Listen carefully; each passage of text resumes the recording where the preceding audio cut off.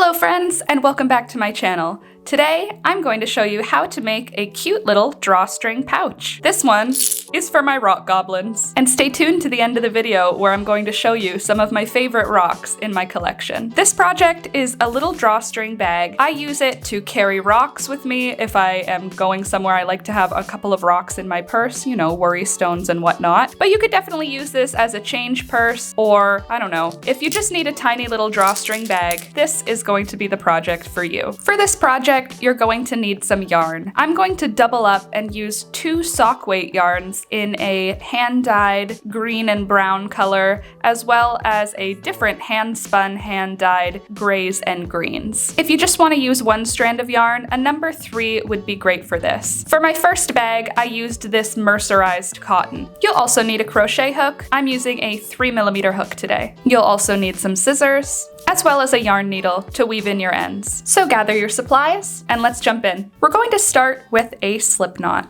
From here, chain 3. 1, 2, and 3. Now in the third chain from the hook, 1, 2, 3, slip stitch the round together. Now chain 2. 1 and 2. Now find the center of that chain 3. It's the center of this little donut, and we're going to do a double crochet into the center there. And now that initial chain 2 from the beginning of the row, that counts as a double crochet, and then we've just done another double crochet, so we've got 2 double crochets in the round. We're going to do an additional 7 double crochets into that same donut hole for a total of 9 double crochets in the round. So there's number 3 and 4, 5, 6, 7, 8, and 9.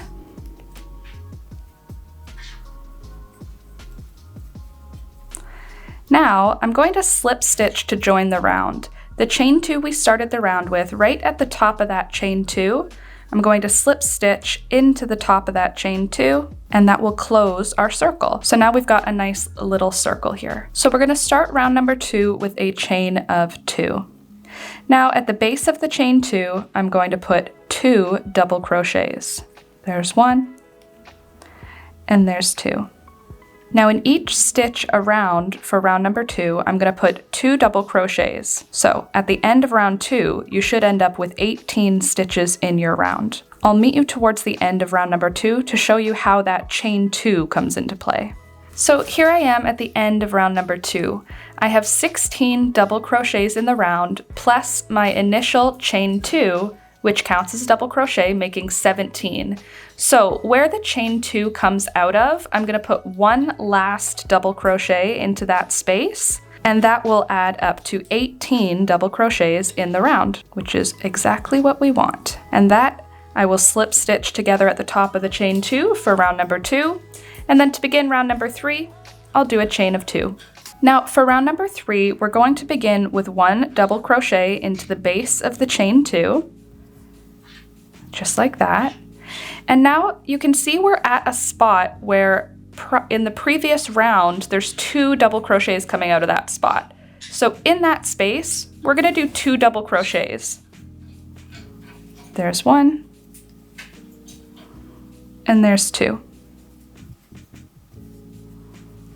Now in the next space, there is just 1 double crochet here. There's no increase. Do you see there's a V right here, a V right here, a V right here, but there's spaces in between those V's. In the spaces between the V's, we're just going to put 1 double crochet. But whenever we come to a V, we'll put 2 double crochets. So there's 1, and there's 2. Now the next space, we're not working into a V, so I'll just put 1, and in the next space, we're working into a V, so I'll put 2. And I'm gonna repeat that all the way around. So 2 double crochets in 1 stitch, 1 double crochet in the next stitch, 2 double crochets in 1 stitch, 1 double crochet in the next, all the way around. And at the end of the round, I'll meet you there to show you how we're gonna finish it up. Okay, so here I am just about at the end of my round. I've got 24 stitches in the round right now, plus my chain 2, so that's 25. And then I'm gonna put my last double crochet crochet here, my last single double crochet, I should say. So that makes 26. We want to have 27 in the round. Round 1 has 9, round 2 has 18, round 3 has 27. Where the chain 2 comes out of the round at the beginning, that's going to be our last increase, because you can see right here we've got 2 double crochets and then 1 double crochet. So here is where there would be 2 double crochets. But since we started the round with the chain 2, we only have to put 1 more double crochet in the round. I hope that makes sense. And that will create one of those little V's where 2 double crochets come out of the same space. And then to finish round number 3, we will slip stitch at the top of that chain 2 to join the round. And there we go, 3 rounds. For round number 4, we'll start with a chain of 2. Chain 1, chain 2. Now for round number 4, we're going to begin again with a double crochet in the base of that chain 2. And then if you see, the next stitch is not a V, so we're just going to put 1 double crochet in that stitch. The stitch after that is a V. Do you see there's 2 stitches coming out of 1 stitch in the previous round? So in this stitch, we're going to do 2 double crochets. There's 1, and there's 2. Now the next 2 stitches are not V's. See, we've got 1 and 2, and then after that there's another V. So in the next 2 stitches, we'll do 1 double crochet in each stitch, and then we're back at one of those increase stitches where 2 stitches are coming out of 1 space in the previous round. So in that stitch, we're going to do 2 double crochets. It's probably getting a little bit easier to follow the pattern now. You just do increase stitches, which means you do 2 double crochets every time you come to one of those V's. So for round number 4, it's double crochet 1 time, double crochet 1 time, double crochet 2 times, double crochet once, double crochet once, double crochet twice. And we're going to repeat that all the way around for round number 4. At the end of round number 4, you should have 36 stitches in your round. All right, I'm coming up to the end of round number 4 now. I've just done my last increase here. I've got 2 double crochets left. So there's 1, and there's 2. And now I'm at the spot where the chain 2 comes out of that circle.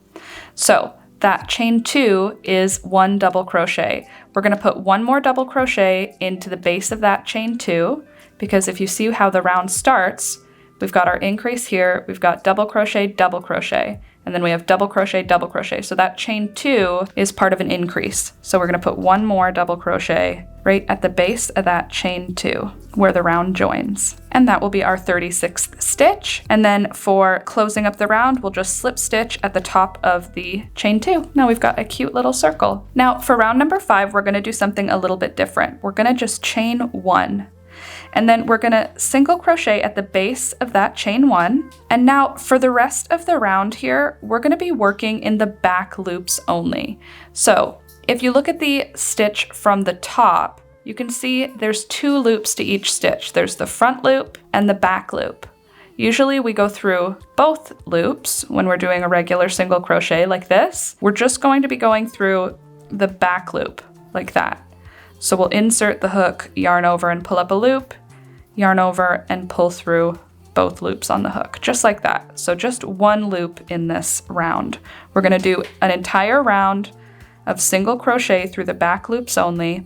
So we'll still have 36 stitches at the end of round number 5. I will see you when I get to the end of the round. Here I am at the end of round number 5. I'm just going to join my round with a regular slip stitch. And what that does, by doing the back loops only round, we create this little ridge, which will kind of separate the bottom of our little bag from the sides. It just creates a cute little extra detail. Now for round number 6, we're going to start again with a double crochet. So we're going to chain 2 to start, and we're going to do 1 double crochet in the base of that chain 2, and then we're going to do 1 double crochet in each stitch around. No more back loops only, just regular double crochets.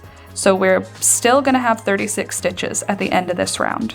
And we're going to do this same double crochet round for rounds number 6, 7, 8, 9, 10, and 11. At the end of round number 11, slip stitch together and I'll meet you there. And hey, by the way, if you're liking the video so far, don't forget to click the like button. It helps the channel and I'd really appreciate if you could take a second and click the like button. And if you're new around here, subscribe. I put out new tutorials every week and I live stream Mondays, Wednesdays, and Fridays. All right, here I am coming up to the end of round number 11.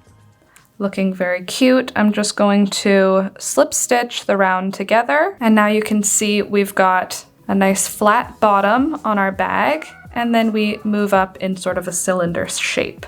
Now we're going to do a chain 1, and for round number 12, we're going to do another round of single crochets in the back loop only. So nothing too special about this one, just single crochet in the back loop only for round number 12. Here I am at the end of round number 12. I'm just going to join my round with a slip stitch at the top of the chain 1. And then for round number 13, I'll start with a chain 1 again.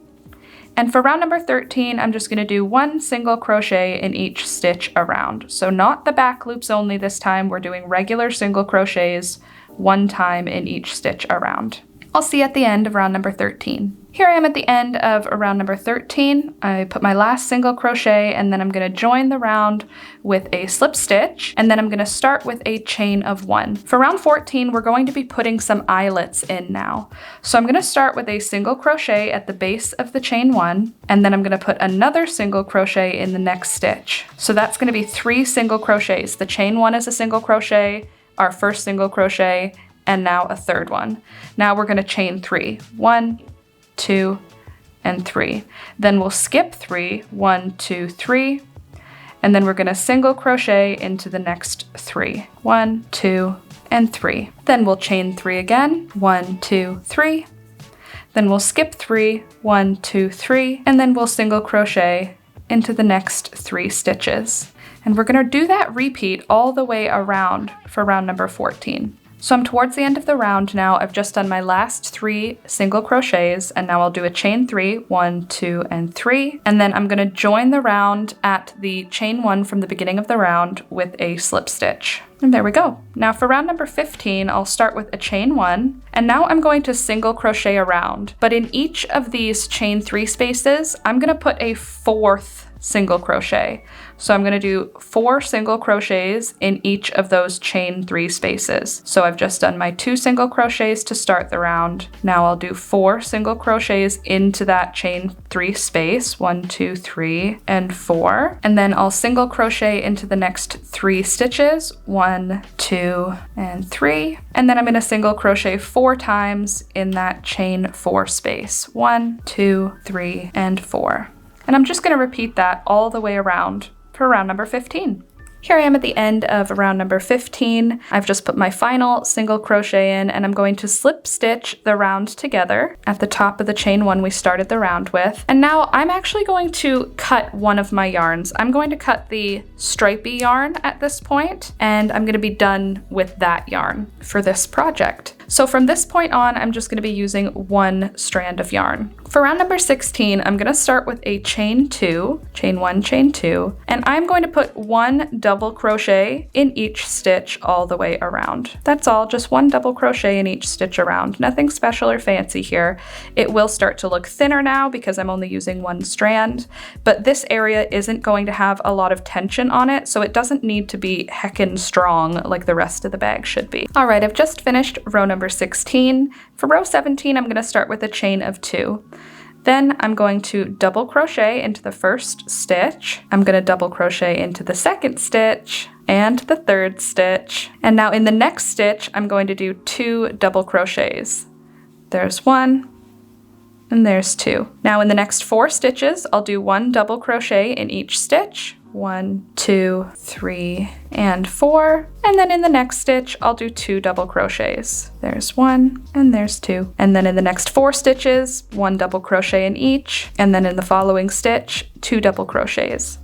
And I'm going to repeat that all the way around for round number 17. Here I am at the end of round number 17. I'm just going to join my round with a slip stitch, and then I'm going to chain 1. For round number 18, I'm just going to do a round of single crochets. Nothing special, nothing fancy here, just a round of single crochets. So I'm going to zoom through this, and I'll see you at the end of round number 18. Here we go, I've made it to the end of round number 18. Just gonna join my round with a slip stitch, and then I'm gonna chain 1. And now for round number 19, this is our final round. We're going to just do a round of slip stitches. So that will add a really nice little border around the top of the work. So I'm just going to go around and put 1 slip stitch into every single crochet all the way around for round number 19. I made it to the end of the round, so I'm just gonna trim my yarn here and pull that final loop through. And then I'm gonna use my yarn needle and I'll weave in that end. Now we've got to make a drawstring for the bag. For the drawstring portion, I am going to double up my yarn with some strong cotton. Just because this is going to be the part of the bag that we pull on the most, I want to add a little bit of strength by pulling some cotton into this project. I'm going to begin the drawstring with a slip knot. From here, I'm going to chain 60. 1, 2, 3, 4, 5, 59, and 60. Now in the second chain from the hook, I'm going to create a slip stitch. And from here, I'm going to slip stitch down the entire chain. When I get back to the other end of the chain, I'm going to be done with my drawstring. I'll see you when I get to the end of the chain. All right, I made it to the end of my chain. I'll put my last slip stitch in here, and then I'm gonna cut my tail to about the same length as the other tail and pull it through. And now instead of weaving this last end in because I don't want to, I'm going to just braid the tails down as another little added feature. All right, now the ends are woven in and I've finished my little braid on the tail. I'm gonna use that braid to weave my end here through the eyelets on my little drawstring bag. So let's fill this thing up.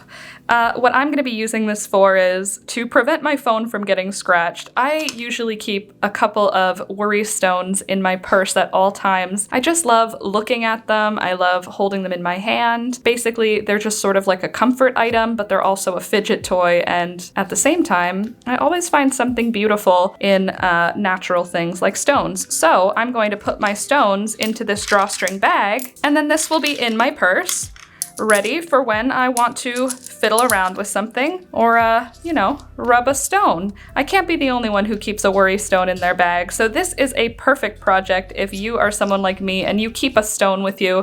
You could also use this as a dice bag if you're a D&D player, or a coin purse in your bag if you want to add a little bit of whimsy to an average everyday item. But, ta-da! That's it! Here is the final look at the bag. With that slip stitch around the top edge, we create a really nice finished item. By switching the yarn, dropping one of the pieces, there's a little bit of interest around the edge of the bag. The double up strand thickens the pouch so that nothing is going to fall through. And by adding that cotton into the drawstring, we end up with a really strong strand to use as our tie. What do you think? Let me know in the comments down below what you think of this cute little rock bag. But if you've made it this far into this bag tutorial, now you get the reward of seeing some of my favorite stones. If you're part of our live stream community, you've already seen this one. This is one of my favorite slices of jasper.